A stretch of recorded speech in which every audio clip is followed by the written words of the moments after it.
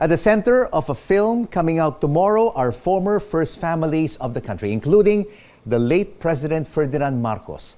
Martyr or Murderer explores the lives of the Marcoses and the Aquinos after the EDSA People Power Revolution. Director Darryl joins us now in the studio for more. Direk, thank you so much for joining us on The Final Word. First of all, what is the purpose of Martyr or Murderer? What message do you want to convey to viewers? Well, first of all, let me just correct you, sir, that it's the movie is not about Ninoy Aquino, but he's part of it because he's in the history. He's part of the Marcos political journey. So he's part, but it's not about him. So what is it about? It's about the Filipino people. It's about the Philippine nation and their curiosity. If Made in Malacanang, the first movie, the background of it is actually the EDSA. Plus, I just featured what happened inside Malacanang while EDSA was going on. This film, Martyr or Murderer, will also feature what happened to the Marcos family, and in the background is the death of Ninoy. Yes, and of course, there are criticisms, Direk, that this film is changing the narrative, the facts as to what really happened when the family was in power from 1965 to 1986. Yeah. And after that, right, when they moved to Hawaii. Well, that's also the criticism with my first movie. But I guess if it's still their claim, then they have not watched the first movie, sir. They always claim that there is historical revisionism and all. I always correct them when I say it's historical rectification, or I'm just showing what's happening inside. I'm not a political analyst. Right. I'm a director and I'm a writer. So I just wrote what happened with the Marcos family. I'm not really, I'm not featuring any historical revisionism in any of my films. So this film is from the perspective of the Marcos family. Did you also do a lot of research? Did you talk to historians and maybe even Marcos critics for a more accurate depiction of events? Yes, sir. To be very honest, Made in Malacanang was, of course, the perspective or the point of view of Senator Imee Marcos. Here in Martyr or Murderer, what happened doon sa loob ng pamilya nila is Senator Imee and Ma'am Imelda and the siblings. But with claims in the history, I have a 30-man research team here in the Philippines, in Boston, in Morocco. So I'm not really fooling around But this research team, did it also include direct critics of the Marcos administration? Yes. You know what, Sir Rico, in Viva, hindi naman po lahat pro-Marcos or anti-Marcos. So they won't let me. The lawyers are very careful as well. So I can't make it a fantasy for the Marcos family. This is a very responsible film. This film will carry what happened inside the house of the Marcoses with the background of Ninoy's death. So I don't think I'm going to revise something. I'm just going to show the human side of the Marcoses. And as long as I'm not, editing history or making fun of it, I don't think I can see any problem with that. All right. You mentioned about this is not a movie about Ninoy Aquino. He's just a part of this movie because he was also a major component in the lives of the Marcoses. No? Yes. But the life of Ninoy here is, of course, from the Marcos perspective. No, not exactly, sir. It's based on the books as well. So when my fellow directors, like the directors of the movies, who actually are attempting to compete with Martyr or Murder, are claiming we are going to demonize Ninoy. It's Ninoy in the eyes of the Marcoses. It's all trash. But it's of not course, true. We all know that the movie is opening nationwide on March 1st. Yes. And at the same time as the other film, Oras de Peligro. Yes. Would you also tell your viewers, would you also tell the people to watch both your film and Oras de Peligro to have, and be the judge and have their perspective I already on that days. I already posted that, sir, in all my platforms. You know why? Because aside from it will make the movie industry grow more, I also encourage our kababayans to watch not only 2 but 3. I don't know if the movie of Vince Tañada is still there. I don't know if it's... Ako si Ninoy. Yeah, if it's pulled out already. But I am encouraging all my followers to please watch the 3 so that they can qualify press people, movie reviews, if it's true or not. So the next time they'll pick kung sino pakikinggan, because with all of this promo and all, I'm really encouraging all of my kababayans to watch the 3 films.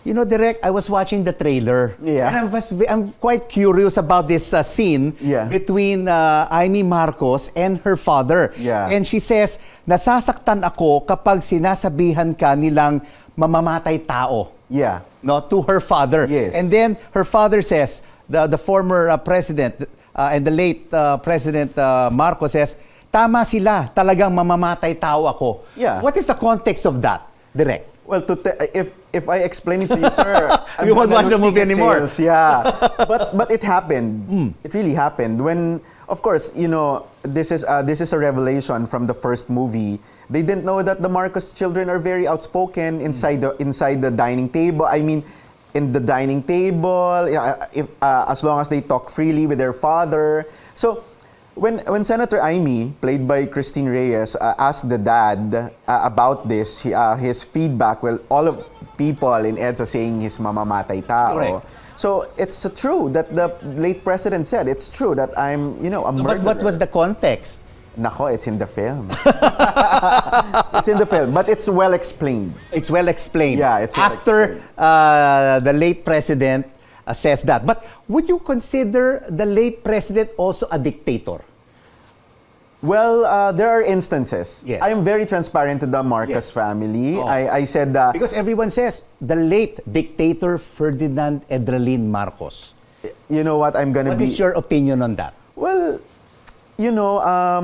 that's what's in the book, ne? So when they say dictator, I'm only 36 years old. I'm a 90s kid. So all of my textbooks, may dictator talaga. So para po sa akin, when I was reviewing all of this script, it's very hard to believe that he's a dictator. If he listens to his kids that much, Irene marrying an Araneta, Imee marrying Tommy Manotok, parehas ayaw niya. If he's really that dictator, I don't think mangyayari yung mga yon. So, they say that family is the basic unit of the society. Kung ano siya sa loob ng tahanan, I guess ganon din siya sa labas. I don't see him as a dictator. I just see him as a very, very, very stiff leader. That's what I saw with the interviews and all the files that I've read.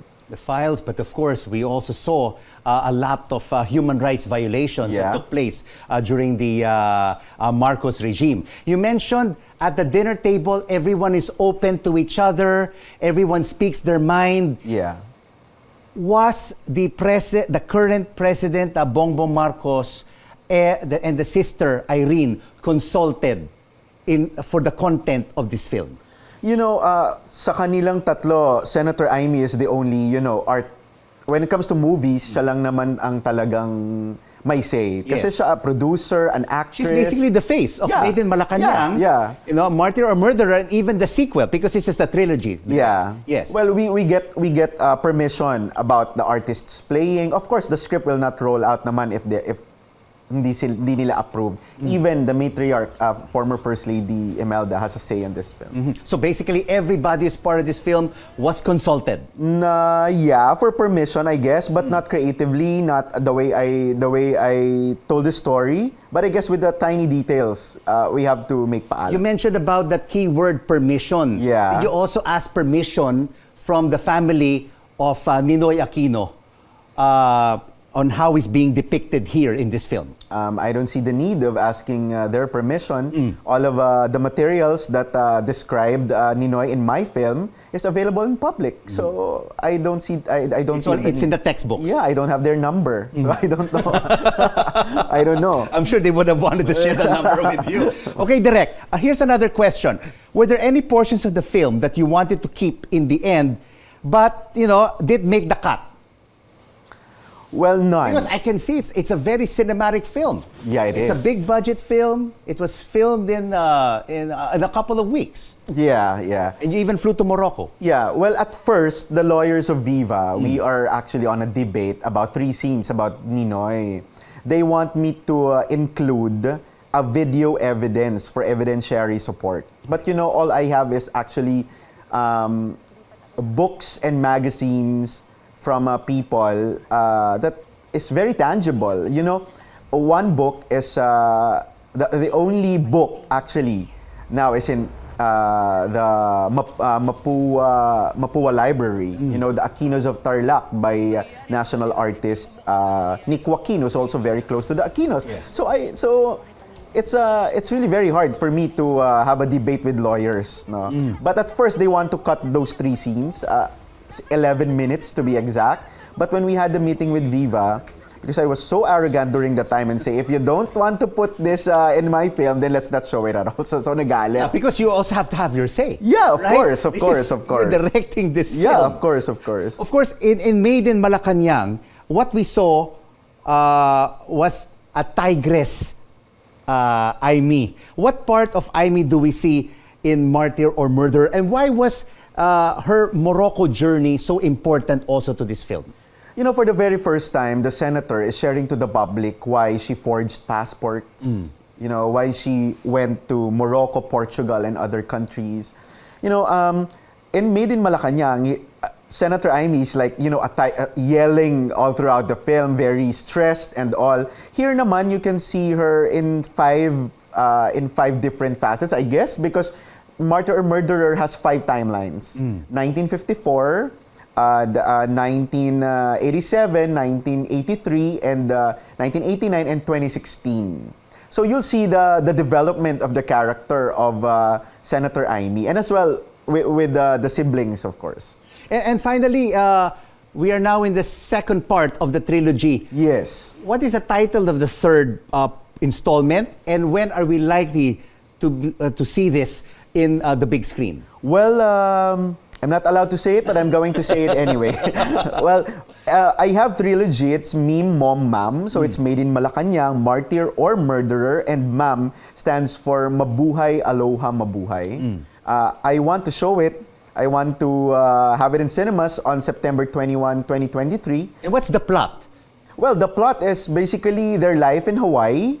Mabuhay is in the Philippines. So pagkatapos ng Mabuhay, Aloha, and then paano sila nakabalik? Not necessarily geographically, but politically. So the timeline would be 2016 and 2022 elections. And towards the end of the trailer, you have Yula Valdez, who's playing the role of Senator Imee in this third installment, answering a phone call, and on the other side of the phone is Bongbong Marcos. And he says, dinaya ako ni Lenny. Yeah, I want to say that actually. That's the original script. Imee, dinaya ako ni Lenny. But the lawyers are very critical about it. So naging, Imee, sa tingin ko, dinaya ako ni Lenny. But my first script, if I'm going to show it to you, you know what, Sir Rico? It's very plastic when we say, sa tingin ko. They filed a recount. So, ano ibig sabihin nun? It took years. Yeah. And then Bongbong Marcos lost to the electoral tribunal. Yeah, and if you failed to... Even the margin of victory of Lenny even got wider. Yeah, yeah. So I don't see any problem with that. And by the way, if everybody failed to catch the premiere, it's Aga Mulak who's playing the adult Bongbong Marcos. So siya yung nasa kabilang linya ni Yula. All right. Thank you so much. Thank you, sir. For joining us on The Final Word to talk about Martyr or Murderer, director Darryl. Thank you. Yap.